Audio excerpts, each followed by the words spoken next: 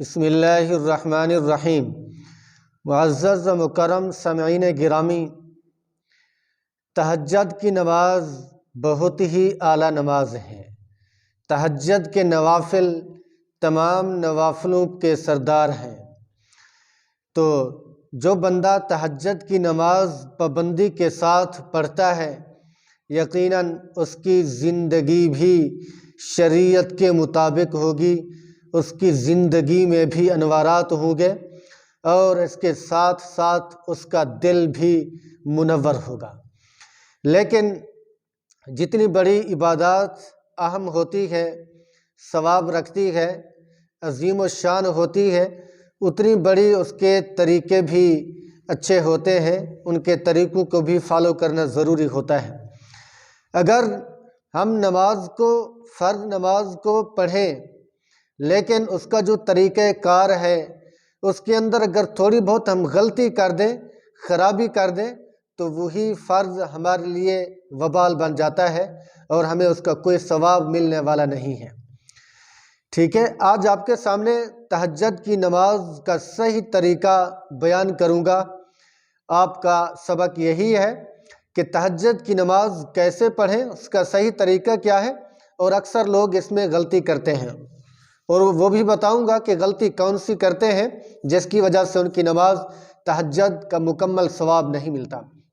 میرے دوستو، پہلی بات یہ سمجھیں کہ تہجد کی نماز کا طریقہ کیا ہے، صحیح طریقہ کیا ہے۔ پڑھتے تو اکثر لوگ ہیں، لیکن کچھ مسٹیک کر جاتے ہیں، غلطیاں کر جاتے ہیں، جس کی وجہ سے ان کی نماز نہیں ہوتی، صرف وقت کا ضیاع سمجھا جاتا ہے۔ آپ نے کیا کرنا ہے؟ سب سے پہلے عشاء کی نماز پڑھ کے سو جانا ہے۔ ٹھیک ہے، تہجد کے لیے کچھ دیر سونا بھی چاہیے، ورنہ وہ نوافل رات کے قیام اللیل تو بن جائیں گے، لیکن تہجد کے نوافل میں شمار نہیں کیے جائیں گے۔ تو تھوڑی دیر آرام کریں، چاہے 5 گھنٹے سوئیں یا 5 منٹ سوئیں۔ اس کے بعد صحیح معنی وضو کرنا ہے۔ جب رات کا آخری پہر ہو، 12 بجے کے بعد سے لے کر صبح صادق تک، آپ نے صحیح معنی اچھے طریقے سے وضو کرنا ہے۔ وضو کرنے کے بعد کچھ لوگ یہ بھی کہتے ہیں کہ تہجد کی نماز گھر میں پڑھیں یا مسجد میں پڑھیں۔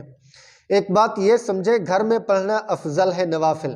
اگر مسجد میں بھی چاہے پڑھیں تو کوئی مسئلہ نہیں، پڑھ سکتے ہیں، وہاں جانے کا بھی ثواب، مسجد میں باوضو بیٹھنے کا بھی ثواب ملے گا، لیکن گھر میں پڑھنا زیادہ اولیٰ اور بہتر ہے۔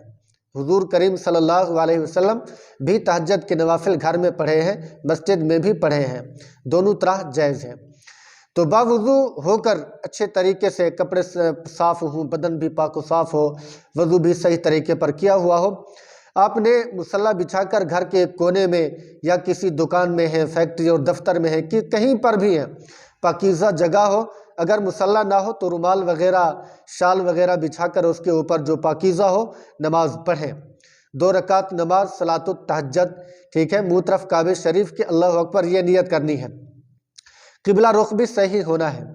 پھر اس کے ساتھ ساتھ آپ نے سب سے پہلے نیت تو کر لی، ہاتھ بھی باندھ لیے، تکبیر تحریمہ کہہ لی، سبحانک اللہ پڑھنا ہے، سبحانک اللہم و بحمدک و تبارک اسمک و تعالی جدک و لا الہ غیرک۔ یہ پڑھنے کے بعد آپ نے پھر کیا کرنا ہے؟ سورہ فاتحہ پڑھنی ہے۔ سورہ فاتحہ پڑھنے کے بعد کوئی سورت ملانی ہے۔ سورتوں میں ترتیب یہ رکھنی ہے کہ پہلے آپ نے بڑی سورت پڑھنی ہے، اور پھر بعد میں جو دوسری سورت پڑھیں گے وہ چھوٹی بھی ہو اور ہو بھی اس کے بعد۔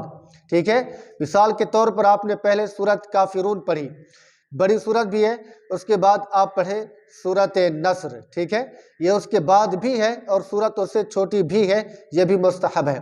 ایسا نہ ہو کہ آپ پہلے سورت پڑھیں پھر اس کے بعد آپ اس سے پچھلے والی سورت پڑھیں، ایسا نہ کریں۔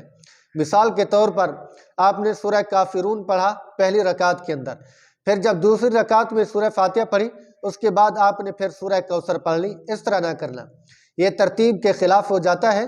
ٹھیک ہے، آپ نے ترتیب کو برقرار رکھنا ہے، پہلے جو سورت پڑھنی ہے اس سے ہو بھی بڑی، اور اس کے بعد جو سورت پڑھیں گے اس کے بعد بھی ہو اور اس سے ہو بھی چھوٹی، اس طرح پڑھیں۔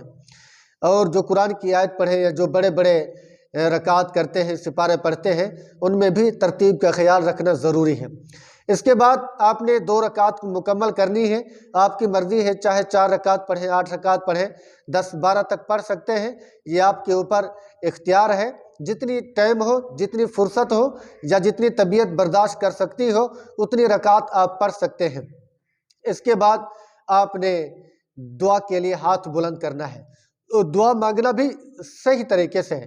اس کے متعلق بھی میں مستقل ویڈیو بناؤں گا، دعا مانگنے کا صحیح طریقہ کیا ہے اور دعا کے فوائد کیا کیا ہیں، اس کے بارے میں مکمل آپ کو گائیڈ کروں گا، رہنمائی دوں گا۔